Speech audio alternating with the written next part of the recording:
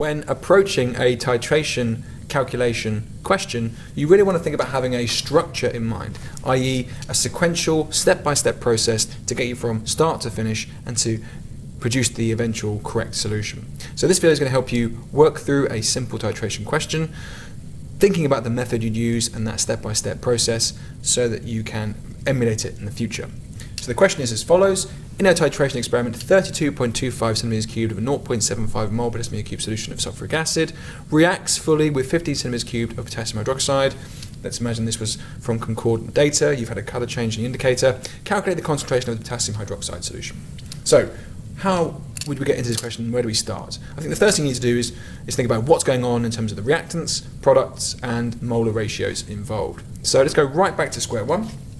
This is an acid and alkali reaction. So acid plus alkali forming a salt and water following general acid reactions you may have come across before. Specifically, which acid? That's sulfuric acid, H2SO4, reacting with KOH, potassium hydroxide, to form a salt, potassium sulfate. How do I get the formula of the salt right? Well, I know the SO4 ion, the sulfate ion, is a 2- ion. I know that potassium is in group 1 and therefore forms a +1 ion when it reacts to form an ionic solid or compound, or in this case aqueous solution of potassium sulfate. So we need K+, so 2 K+ ions to every 1 SO4 2- ion. That's the formula correct.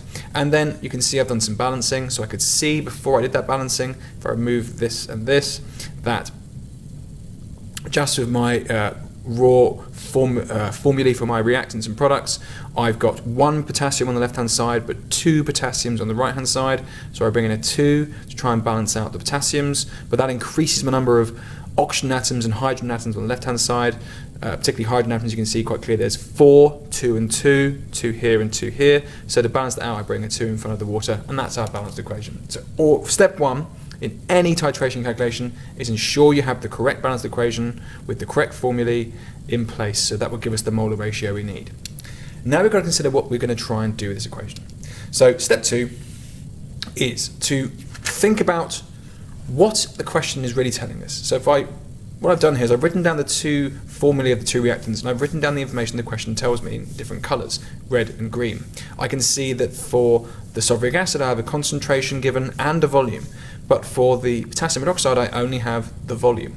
So this is trying to tell me something. It's trying to tell me that in this calculation I want to work out the moles of the known concentration. I want to work out the moles of the thing I know the most information about, and color coding it helps me do that, and I can see instantly that I have more information about the sulfuric acid than I do about the potassium hydroxide. Therefore I'm going to start by calculating the moles of the known concentration, which in this case is the sulfuric acid. So how do I calculate moles? Well, that's step 3, remembering that moles equals concentration times volume, and if you're struggling with this, you can always use your formula triangle. Moles equals concentration times volume in decimeters. The volume should be in decimeters. So I need to work out the moles of sulfuric acid. I've got a concentration, I've got a volume. So here's my concentration, here's my volume. But you can note here that I'm not using the raw volume in centimeters cubed, because concentration is measured in moles per decimeters cubed. Decimeter being essentially the same as a litre.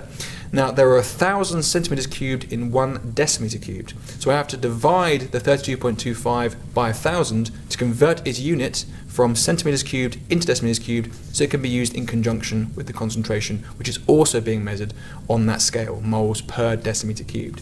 So it's 0.75 concentration times volume divided by 1,000 equals number of moles. So 0.0242 moles of sulfuric acid are present in this particular example. So now I know the moles of my sulfuric acid, I now need to work out how many moles of potassium hydroxide that could possibly react with theoretically.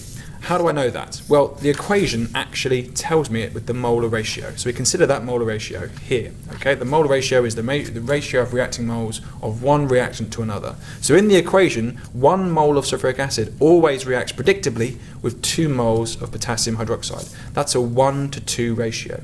So therefore I can deduce the number of moles of potassium hydroxide present being reacted with by simply timesing my moles of sulfuric acid by that factor, by 2, to account for the number of moles of potassium hydroxide it can possibly react with. And in this case, it's a 1:2 ratio, times that number of moles by 2, it's going to react with 0.0484 moles of potassium hydroxide. We're getting close to our concentration solution now. So we flip onto the back and look at that. So now I have my moles of potassium hydroxide. Can I convert that into a concentration? Well, using my formula triangle, concentration equals moles over vols. Here it is again. So concentration equals moles divided by volume. Remembering that we're still working on that decimeter scale, so I take my volume from the question, 15 centimeters cubed of potassium hydroxide, I did it in green to really highlight it, divided by 1,000, because that's how we convert centimeters cubed into decimeters cubed. So 0.484 moles of potassium hydroxide divided by 15 over 1,000 for the value in decimeters cubed rather than centimeters cubed gives me 3.225 mole per decimeter cubed, or 3.23 mole per decimeter cubed of potassium hydroxide if I round it to 3 sig fig. So I now have completed my solution. I know the concentration of the potassium hydroxide used in this particular example. Now, sometimes they might ask for an extension and ask you to work that in grams per decimeter cubed, which is useful if we're trying to make up a standard solution for that particular concentration of that particular reactant. So a standard solution is how chemists make up a known concentration of a particular solution using a volumetric flask. So how do I convert this from moles per decimeter cubed into a value in grams per decimeter cubed? Well, this would involve using our final triangle, which is the mole mass conversion triangle. So moles equals mass divided by the relative mass of the molecule or element, therefore atom, or in this case compound of potassium hydroxide. So I want to know the mass, and I have my moles from the previous section, mole per decimeter cubed, and I'm now doing mass per decimeter cubed. So grams per decimeter cubed. So I have my moles in the previous question. The common factor is decimeter cubed, so I can kind of ignore that. And I have the RFM of KOH in front of me because I have the formula. So if I times the number of moles by the relative formula mass of potassium hydroxide, I can convert my value from moles per decimeter cubed into grams per decimeter cubed. So 3.225 times 39.1 for potassium, 16 for oxygen, 1 for hydrogen, total formula mass there equals 180.9 grams per decimeter cubed, or essentially 181 grams per decimeter cubed if I'm doing it to 3 sig fig. That's how I can make up a standard solution with this exact concentration. So that's a nice extension question. But really the point of this video was very much to go through the steps and stages you need to understand to solve a simple titration calculation. So one more time to recap. You work out the balanced equation for that particular reaction.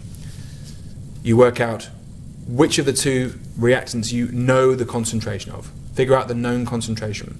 It will always be the one with the most information in the question. Calculate the moles of the substance you know the concentration of. Moles equals concentration times volume in decimeters cubed. Then look at the molar ratio in the balanced equation, the stoichiometric ratio, and use it to deduce the moles of the other reactant. Could be times if it's a greater number, or divide if it's a smaller number in terms of the molar ratio. Then convert that number of moles into a concentration by using your formula triangle again, and concentration equals moles over volume. Remember, volume is always measured in decimeters cubed if we're doing a concentration in moles per decimeter cubed. And if you are asked an extension in which you must convert that molar decimeter cube value into a gram per decimeter cube value, simply times the number of moles in your concentration deduced by the relative formula mass, molecular mass, or atomic mass of the substance of interest in question, and that will convert to grams per decimeter cubed. So there you have a step-by-step solution to a titration calculation involving a 1:2 ratio.